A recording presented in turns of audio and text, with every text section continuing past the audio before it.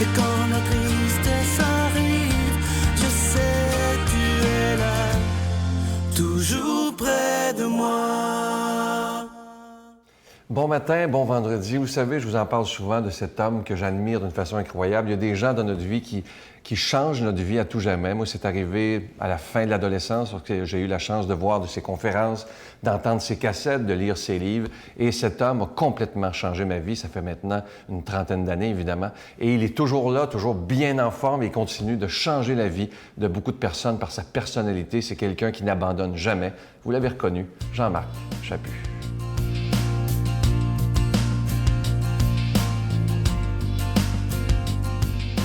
Bonjour.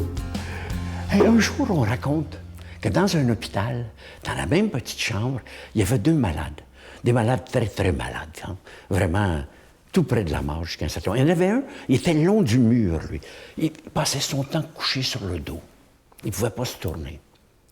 L'autre, il pouvait bouger un peu, il était le long de la fenêtre. Et toute la journée, ces deux hommes-là, à peu près du même âge, s'échangeaient leur vie, leurs espoirs, leurs affaires. Celui près de la fenêtre avait l'habitude, tous les après-midi, de se lever un peu et de regarder par la fenêtre. Et par la fenêtre, il racontait ce qu'il voyait. Il voyait un parc magnifique, avec des canards dans l'étang, des jeunes enfants qui faisaient aller leurs petits bateaux. Hein? Il voyait une fanfare un jour. Évidemment, le gars, au fond, ne pouvait pas l'entendre, il était loin. Mais il disait, oui, écoute, on l'entend, c'est une fanfare, tout le monde marche au pas. C'est magnifique de voir tout le monde qui marche, etc. C'était vraiment, pour celui qui était sur le dos 24 heures sur 24, un moment de bonheur. Et un jour, le malade près de la fenêtre est mort, décédé. Évidemment, tout de suite, celui qui était le long du mur a demandé à l'hôpital « Est-ce que je peux changer de lit? » Puis on dit certainement, il n'y a pas de problème. Puis on l'a changé de lit.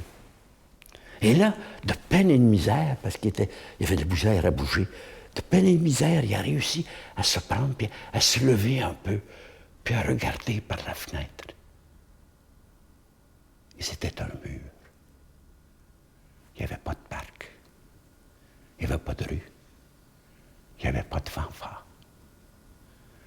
Et on lui a dit, à ce moment-là, que le monsieur à côté de lui était aveugle. Il ne pouvait pas voir par la fenêtre. Vois-tu, c'était les yeux du cœur. Ce monsieur-là, aveugle, avec sa fenêtre, il partageait un petit bout de bonheur. Partager avec l'autre. C'est une autre vertu théologale. La charité. La charité qui dit, tu ne gardes pas tout pour toi, t'en donnes. La charité qui dit, c'est pas l'argent, c'est qu'est-ce que tu donnes qui fait du bonheur. Et ça, on l'oublie tellement souvent. Il y a des yeux du cœur. Et tu vois des choses avec les yeux du cœur. C'est Jerry Boulet qui chantait ça. Mais avec tes yeux du cœur, vois-tu le gars en face qui n'arrache. La femme de l'autre côté de la rue, découragée, qui n'aurait besoin que de partager un peu de ton bonheur. C'est ça qu'il faisait Jésus. Il partageait avec les autres le bonheur. Notre Père qui es aux cieux, que ton nom soit sanctifié, que ton règne vienne, que ta volonté soit faite sur la terre comme au ciel.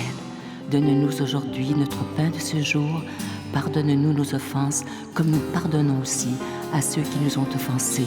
Et ne nous soumets pas à la tentation, mais délivre-nous du mal, car c'est à toi qu'appartiennent le règne, la puissance et la gloire, pour les siècles des siècles. Amen. Je suis tellement content de vous parler de ce beau cadeau du mois. Ça fait je pense, des années que beaucoup de gens nous demandent est-ce qu'on pourrait un jour avoir comme cadeau du mois un beau crucifix, une croix murale qu'on peut mettre à la maison, dans une chambre, n'importe où. Et on a attendu que je le voulais un peu spécial. Et là, on l'a enfin trouvé. Il s'agit, vous la voyez présentement à l'écran, ce beau crucifix de la Trinité. Donc, il est plaqué argent et or. Et on y voit évidemment Jésus, on y voit la colombe qui représente l'Esprit Saint. Et tout au-dessus, on voit cette image de Dieu qui est Père. Alors, le beau crucifix crucifix de la Trinité. Je vous rappelle qu'il est déjà béni. Ça se donne aussi très, très bien en cadeau. Je vous rappelle qu'avec un don de 25 vous en recevez un et avec un don de 40 vous en recevez deux. Je veux vous remercier de tout cœur de nous aider à continuer de proclamer la parole de Dieu par la télévision, par Internet, par tous ces moyens modernes, comme le pape François le demande aussi présentement. Alors, je vous donne l'adresse, la Victoire de l'amour, casier postal 120, succursale Boucherville à Boucherville, le J4B 5E6, je vous la redonne, la Victoire de l'amour, casier postal 120, succursale Boucherville à Boucherville, le J4B 5E6. Également par téléphone, par carte de crédit, du lundi au jeudi, de 8h30 à 16h30, dans le 514-523-4433, 523-4433 ou sans frais, le 1-888-811-9291, 1-888-811-9291 et aussi sur notre site Internet, le www.lavictoiredelamour.org. Alors, je vous rappelle ce beau crucifix, cette croix murale qu'on peut mettre un peu partout dans la maison. Je vous rappelle qu'il est plaqué argent et or et il s'appelle le crucifix de la Sainte Trinité.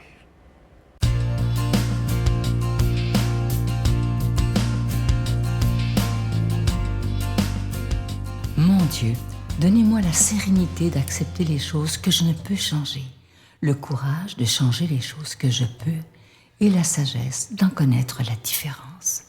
Amen. Pour proclamer cette belle parole de Dieu qui peut tellement bouleverser nos vies, aujourd'hui on rejoint Luc Faneuf.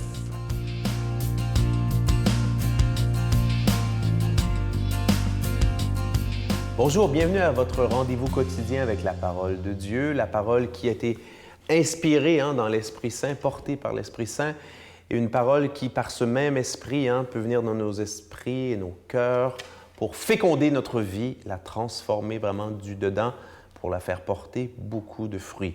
Aujourd'hui, dans l'Évangile, Jésus va nous rappeler que décider de le suivre exige vraiment un engagement radical. Radical, ça veut dire à la racine de l'être, de notre part, et c'est que cet engagement, forcément, coûte quelque chose. Jésus disait à ses disciples, « Si quelqu'un veut marcher derrière moi, qu'il renonce à lui-même, qu'il prenne sa croix et qu'il me suive. Car celui qui veut sauver sa vie la perdra, mais qui perd sa vie à cause de moi la gagnera. Quel avantage, en effet, un homme aura-t-il à gagner le monde entier s'il le paye de sa vie? Et quelle somme pourra-t-il verser en échange de sa vie? Car le Fils de l'homme va venir avec ses anges dans la gloire de son Père. Alors il rendra à chacun selon sa conduite. Amen, je vous le dis, parmi ceux qui sont ici, certains ne connaîtront pas la mort avant d'avoir vu le Fils de l'homme venir dans son règne. » Acclamons cette parole de Dieu. Oui, si quelqu'un veut marcher derrière moi, qu'il renonce à lui-même, qu'il prenne sa croix et qu'il me suive. Celui qui veut garder sa vie la perdra, celui qui la perdra la gagnera. Il est drôle un peu ce Jésus, Je me mets dans la peau, quelques secondes, de quelqu'un qui, on va dire, connaît pratiquement rien du christianisme et qui, à un moment donné, voilà, il se dit « Ah, mais j'ai envie d'écouter ça un peu, c'est quoi ce message? » Puis à un moment donné, whoop, il lit l'Évangile, puis là, il tombe, il a lu 15 premiers chapitres de Matthieu, ça allait bien, puis là, whoop, il tombe là-dessus. Ouais, renonce à toi-même, prends ta croix, suis-moi. Pas sûr. Peut-être que j'aurais plus envie d'aller voir quelqu'un qui va me proposer une vie plus facile. Ça a l'air exigeant, cette affaire-là. Et de fait, oui. Ici, là, on ne se compte pas, j'allais dire, des mensonges ou on ne va pas dorer la réalité. Là. On va dire la réalité telle qu'elle est. Oui, la vie chrétienne exige certains renoncements. Certains renoncements et, j'allais dire, certaines morts à nous-mêmes. Bon, si je m'en tenais jusque-là, ça sera un peu déprimant. Mais il faut rajouter la deuxième partie, qui est la plus importante. Ces renoncements à nous-mêmes qu'on va faire pour suivre Jésus, cette perte de notre vie qu'on va faire pour suivre Jésus, mais voilà, tout ça va nous rendre plus heureux, de meilleures personnes, plus lumineuses. Et, à la fin, évidemment, le ciel. Mais bon, on vit pour le ciel, mais on vit d'abord pour la terre. Et là-dessus, Jésus est clair. Donc vraiment, il y a des renoncements. Aujourd'hui, c'est la fête Edith Stein, Sainte Edith Stein.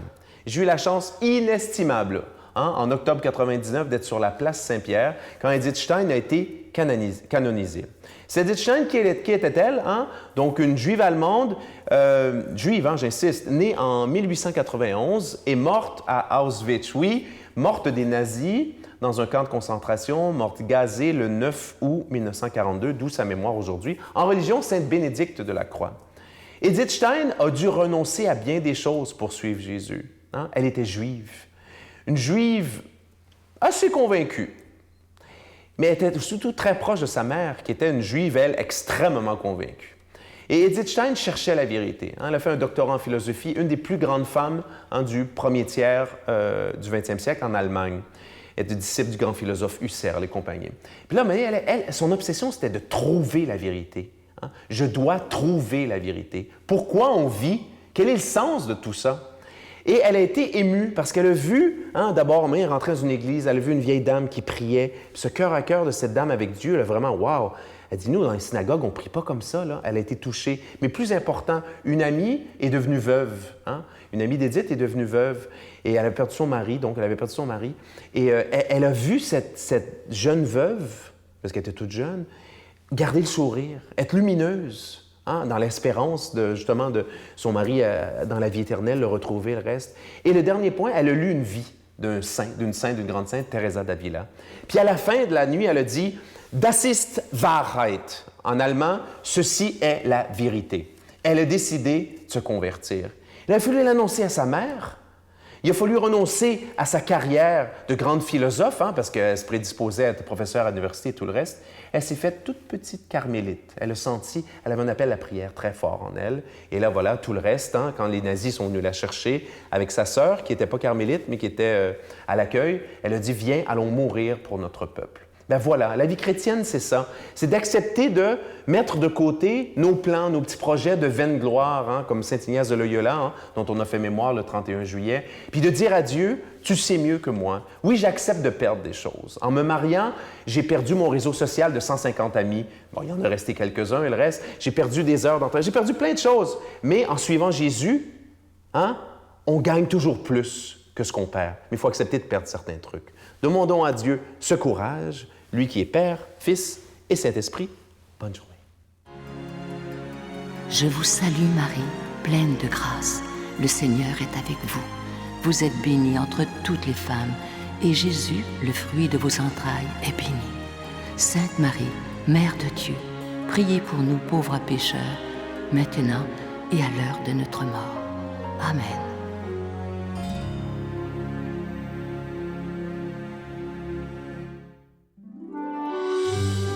La Victoire de l'amour vous invite à vivre un pèlerinage en Italie à la rencontre de Saint François d'Assise et du pape François, en compagnie de l'abbé Robert Lemire et de Sylvain Charon.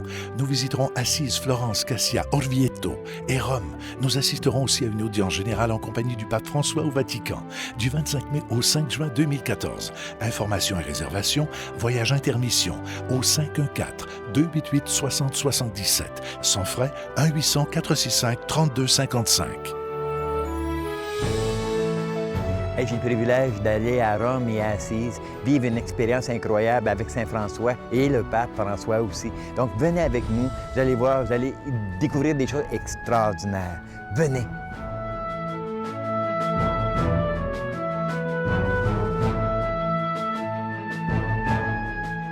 Je vais vous laisser avec une belle pensée qui va vous faire sourire. En tout cas, moi, elle me fait sourire beaucoup. Ça dit ceci. « Je suis plus jeune que toi, dit le petit garçon âgé de 5 ans à son grand-père. Et le grand-père de répondre, « Oh, moi aussi je suis jeune, mais depuis bien plus longtemps que toi. » Alors, cher ami qui êtes plus âgé, gardez ce beau cœur de jeunesse. Je vous dis à demain. Bye.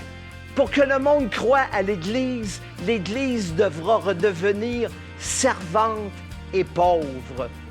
Tant que l'Église va accumuler des richesses, puis tant qu'on va rester dans nos presbytères, loin du monde, ça ne marchera pas.